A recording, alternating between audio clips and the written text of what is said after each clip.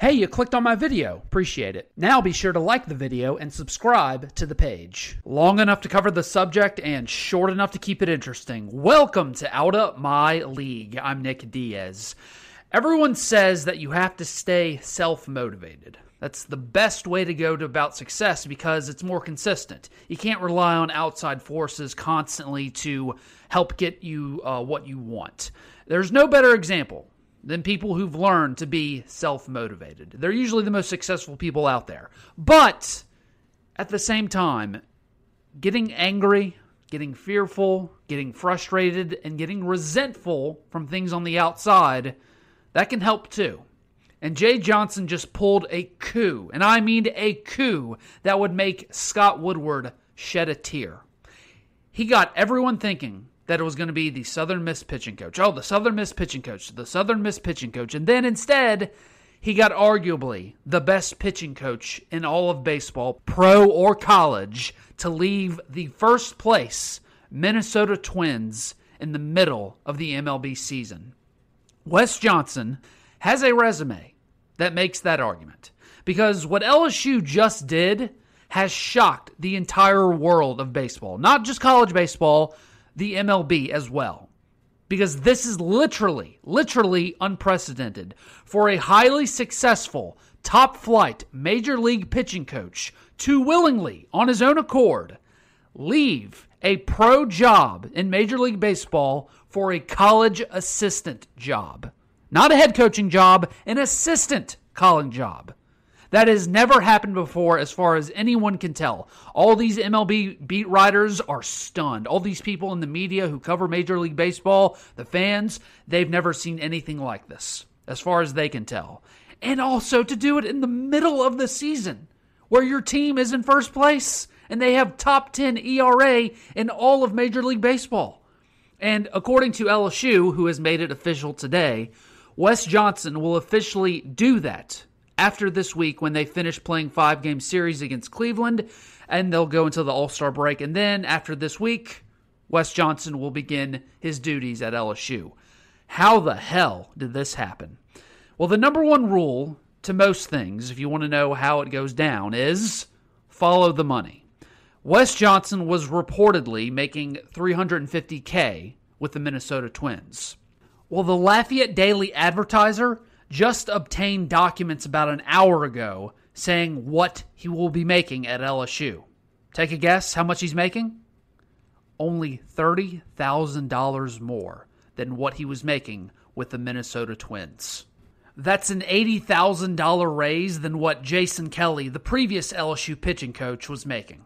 Because the elite LSU baseball boosters, very high-end guys, well, guess what? They are pissed off. They are fearful, they are angry, they are spiteful, they are resentful that the two Mississippi schools that they look their noses down on just went back-to-back dog piles in Omaha. And then Tennessee having the greatest regular season in college baseball that we've seen in a long-ass time with their cocky head coach and their cocky culture and their classlessness and spending all this extra money to try and build another contender. And then before that, it was Vanderbilt, also finishing with a dog pile in Omaha in 2019. And before that, it was Arkansas, should have, and almost winning it in 2018. And then before that, it was Florida beating LSU in the 2017 national title. And then before that, it was Vanderbilt again in 2014. And then South Carolina went back-to-back in 2010 and 2011. They've seen enough. 13 years since LSU's won a national title, they've seen enough. These are rich and powerful people who are now going scorched earth policy on the rest of college baseball. LSU has the highest baseball budget in the country. They will get what they want. And they just got what they want with Tommy Tanks. Lord knows I'd like to see the NIL deal that he got. And the pitching coach of Wes Johnson as well.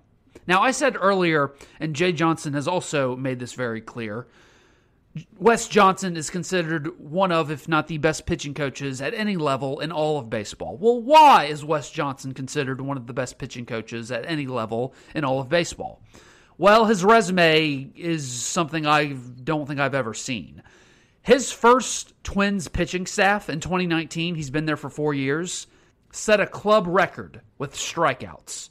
They also broke the club record for strikeouts per inning in 2020. Then Wes Johnson coached the runner-up finisher for the AL Cy Young Award in 2020. Then the Twins this season, who are currently in first place in their division, their pitching staff has an ERA of 3.7 overall, and that ranks number 7 in the American League and top 10 in the entire Major League. But here's the kicker of all those things. Wes Johnson, LSU's new pitching coach, he was the first assistant coach since 1980 to jump directly from college to the pros. In 2018, November of 2018, he left Arkansas to go to the Minnesota Twins. That was the first time in over 38 years that a college coach did that. And he is the first pitching coach in the 150-year history of Major League Baseball to go directly from college to the majors. The first pitching coach ever to do that. And on top of that, being a pitching coach wasn't Wes Johnson's only responsibility. He was also director of pitching development for the Minnesota Twins. In other words, he was in charge of scouting and developing the minor league pitchers for the Twins as well. That is not a common thing within Major League ball clubs for a pitching coach to have those dual responsibilities. Very, very unusual. Yeah, but what was he like in college? Can he recruit? Does he know the SEC? All good questions. He took over Arkansas in 2017, and he was there for 2 years. And his last year in 2018, he led them to the national runner-ups. And then before that, he spent 1 year at Mississippi State in 2016, where he helped Mississippi State go from last place in 2015 to winning the SEC regular season title in one season, his one season there. Before that, he was at Dallas Baptist from 2012 to 2015, where his pitching staff broke multiple school records. Before that, he was at Central Arkansas, where his pitching staff broke 5 school records. And then before that, he was at Southern Arkansas, where his 1 year there, they broke not only school records, but conference records for strikeouts in his only season with them. And then before that, he was a high school head coach for 4 years in his hometown in Arkansas, where he's from, where they won back-to-back state titles. Dude, almost everywhere this guy has been historic success for that program. At 50 years old, Wes Johnson has proven that he can coach and recruit at the highest level and at the lowest level of elite prospects and have elite success. Now, are there more accomplished pitching coaches overall in the major leagues? Sure, but he has been one of the best in the past 4 years in the majors, and he's done it anywhere and everywhere at every single level. Plenty of pro coaches and plenty of other different sports. They can't coach high school. They can't coach college. They have to, be in a very specific type of environment to succeed. Not Wes Johnson. So why is he choosing to leave a successful place in Major League Baseball for college? Well, money talks, obviously, but the money is not really any different. It makes no sense. Money talks, bullshit walks, right? Are you willing to give up a pitching job in the major leagues? There's only 30 of those jobs in the world. That's a very elite status, and he's choosing to give that up, money or no money. But my real guess in all of this, is that Wes Johnson and his family, they're probably not happy being in the pros like they thought. Nick Saban, we can talk about him not being able to recruit or control players, but it was also from his wife's standpoint and his kids' standpoint, they just didn't like being in the pros. When he was at Cleveland, when he was at Miami as an assistant coach or as a head coach for 2 years, some people just don't like the quality of life. They don't like the vibe. It's just different. And the quality of life in college baseball is actually 10 times better than it is in the pros. It's not like it is with the NFL where, you get a full off season to relax, but the season itself is more of a grind, or especially in the NBA. Baseball's a little different because in the major leagues, there's way more travel, which means less time with family. In the major leagues, there's a longer season, 162 games, where in college baseball, it's only 56 games. Plus, he's from the South. He's from Arkansas. He spent most of his career in Dallas, Arkansas, Mississippi, so he probably hates the cold weather living up in Minnesota, I'm sure. That has something to do with it. Plus, the recruiting in college baseball is not as slimy or as crazy as it is in football or college basketball.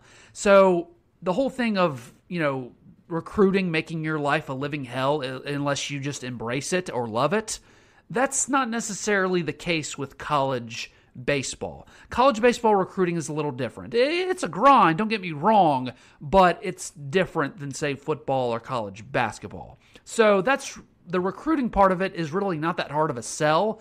Plus, he's done it most of his life, and when he did, he was good at it. And the last thing, this may sound homerish, but also because it's LSU baseball offering you the job. I guarantee you if OU baseball ponied up the money and offered him double his salary like LSU is reportedly doing, mind you, I don't think he automatically takes the Oklahoma baseball job. Now that may sound elitist on my part, but there is elitism and cachet in the name of LSU baseball. That's not just an opinion, that's just a fact from everyone you talk to. And that's all because the LSU boosters were no longer self-motivated. They were motivated by frustration, anger, resentment, and fear of everyone else around them. Sometimes, even a self-motivated person needs a kick in the ass once in a while. Thanks for listening to Out of My League. If you like what you heard, be sure to like, share, and subscribe. Or follow me on Twitter, Facebook, Instagram, and TikTok in the description link below.